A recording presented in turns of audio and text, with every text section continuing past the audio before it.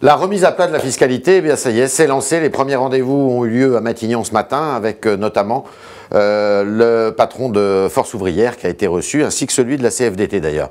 C'est un sujet la fiscalité, qui est cher à l'intérieur du Parti socialiste et qui est sujet de beaucoup de débats. Eh bien, pour en parler avec nous ce matin, Pascal Cherki, qui est député du Parti socialiste à Paris.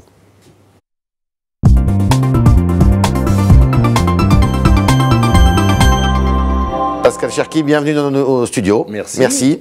Trois petites questions pour commencer. Informé au dernier moment de cette remise à plat fiscale voulue par le Premier ministre, est-ce que Pierre Moscovici, qui est le ministre des Finances, aurait dû démissionner? Non. Non.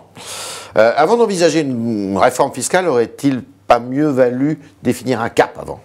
Oui. Politique? Oui. Pour ou contre le prélèvement à la source de l'impôt sur le revenu? Pour. Pour. Alors, je vous invite à écouter Pierre Laurent, qui est le secrétaire national du Parti communiste et qui était ce matin chez nos confrères de France 2. Le problème, c'est que la méthode choisie par Ayrault commence sérieusement à sentir l'embrouille pour moi. Alors, vous êtes d'accord avec lui, cette méthode sans l'embrouille?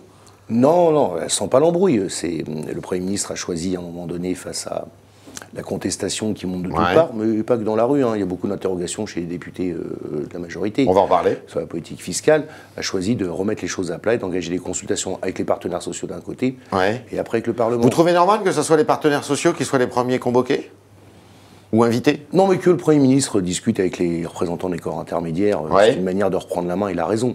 Après, en dernière analyse, ce sont les représentants du peuple qui votent l'impôt. Donc c'est nous qui déciderons en dernière analyse. D'accord. Monsieur Berger, qui dirige la CFDT, dit attention, il ne faut pas que ça soit un coup de com'. C'est votre avis? C'est valable pour tous les aspects politiques, mais au-delà, si vous voulez, de la question de la fiscalité. Je pense que la question qu'on doit se poser, c'est d'abord et avant tout de savoir si le cap politique que l'on mène depuis que nous sommes arrivés aux responsabilités... C'est ce que vous disiez tout à l'heure, c'est-à-dire que là, on a inversé les priorités. Il aurait mieux fallu définir un cap. Je pense, moi, qu'on doit se poser la question, près de 18 mois après notre arrivée aux responsabilités, si ce que nous faisons marche ou pas. Alors moi, j'ai la conviction qu'à part sur la politique étrangère, nous avons d'indéniables résultats. Comme ce week-end. Ce week-end, sur la Syrie, où je pense que la France a eu raison de tenir une position de fermeté pour arriver aux résultats que nous avons obtenus. Sur le reste, c'est beaucoup plus discutable. Notre politique est en train de ne pas produire les résultats escomptés. Nous avons laissé passer une chance, ce n'est pas trop tard, nous avons laissé passer une chance de peser pour réorienter la politique européenne. Donc nous sommes mis dans une nasse.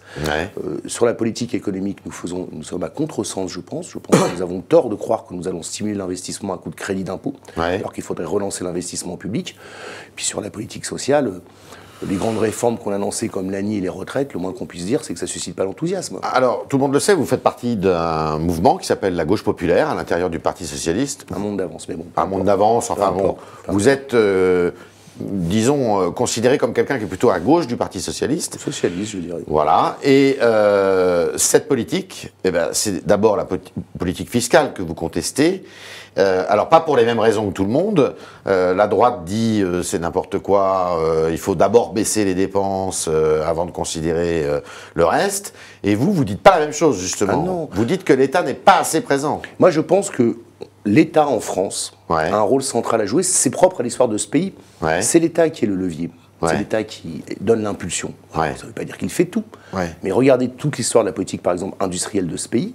C'est parce qu'il y a eu des impulsions publiques qu'on est arrivé, par exemple, à monter une filière aéronautique de qualité, une filière ferroviaire de qualité, une filière énergétique de qualité. C'est pas le marché qui, spontanément, a créé la politique nucléaire en France. C'est pas le marché qui, spontanément, a créé le TGV. C'est une question de volonté politique. Oui, puis c'est une question d'histoire de ce pays. Donc, si on affaiblit l'État dans son rôle d'impulsion économique, on affaiblit la politique économique dans ce pays. Où est-ce qu'on impulse, alors ? Pour vous. Où est-ce qu'on doit impulser? Moi, je pense par exemple qu'au lieu de gaspiller chaque année 20 milliards d'euros dans un crédit d'impôt compétitivité... Donc vous êtes contre le fameux CICE? Oui, il est mal calibré, il est mal adapté, il ne produira pas les effets pour lesquels il a été fait et il prive la puissance publique de la capacité de mobiliser des moyens pour pouvoir organiser des filières industrielles et des nouveaux marchés. Je vais prendre un exemple très concret, par exemple. Je prends l'exemple de ce qu'on a fait à Paris. On a développé en partenariat, il se trouve que c'est avec Bolloré, Autolib. Nous avons investi de l'argent pour organiser, faire les stations, organiser les travaux de voirie et autres. notre partenaire industriel a développé un modèle industriel, mais il investissait parce qu'il savait qu'il y avait un marché pertinent qui allait se créer au niveau de Paris, puis de l'agglomération, qui permettait après de pouvoir développer un service nouveau avec un tarif adapté et qui aujourd'hui va lui permettre peut-être d'exporter son modèle à l'étranger. Et c'est une vraie avancée technologique.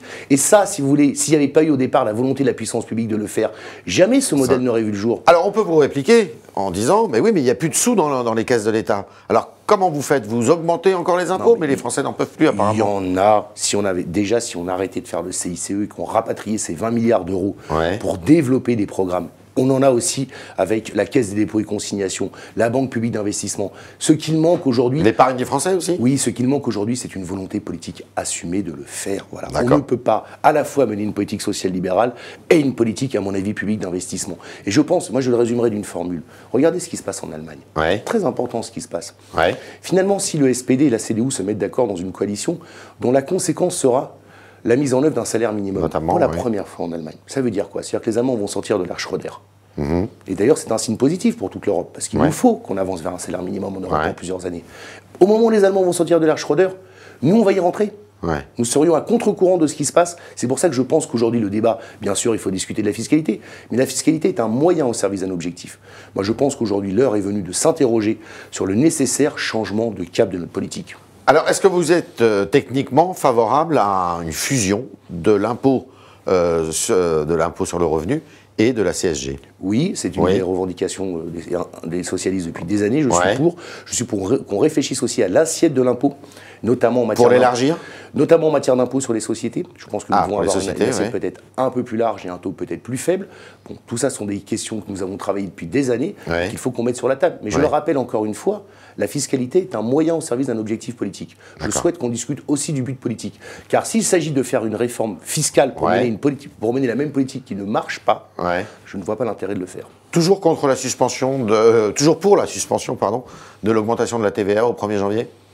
Nous prenons un risque quand même qui est de transférer sur les ménages le financement d'un CICE qui ne sert à rien, avec le risque, si vous voulez, de freiner une relance trop timide en Europe, et donc d'accroître un processus récessionniste, voire déflationniste, ce qui est la pire des choses qui puisse arriver. Bon, alors, ce n'est pas que la TVA l'augmentation de la TVA qui y conduit, il y a aussi la politique inconséquente menée au niveau européen. Je veux dire, nous sommes la seule banque centrale à ne pas avoir le droit de faire de l'inflation. Quand vous entendez l'économiste en chef du FMI, Olivier Blanchard, qui dit « laissez filer l'inflation à 4%, et vous réglerez une grosse partie du problème de la dette ». Mais pour ça, il faut qu'on change de cap, en Europe aussi. Donc c'est pour ça que je pense que la question qui nous est posée, c'est de retracer des perspectives politiques. D'accord. Et vous n'allez pas pour autant appeler à manifester le 1er décembre avec Mélenchon? Non. Vous n'irez pas, vous? Je sais pas. Ça vous posez la question quand même. Vous savez, moi, dès qu'il y a une manifestation appelée par une force de gauche, je regarde. Après, ça dépendra du contexte, de la tonalité. C'est une manifestation anti-gouvernementale, j'irai pas. C'est une manifestation propositionnelle, pourquoi pas. Pourquoi pas. Alors, vous êtes aussi conseiller de Paris. Oui. Et il y a les municipales dans peu de temps. Vous serez dans le 14e arrondissement, numéro 2 sur la liste. Qui est votre arrondissement. Comment ça se présente? Donc dans le 14e, d'ailleurs, face à Nathalie Kosciusko-Morizet.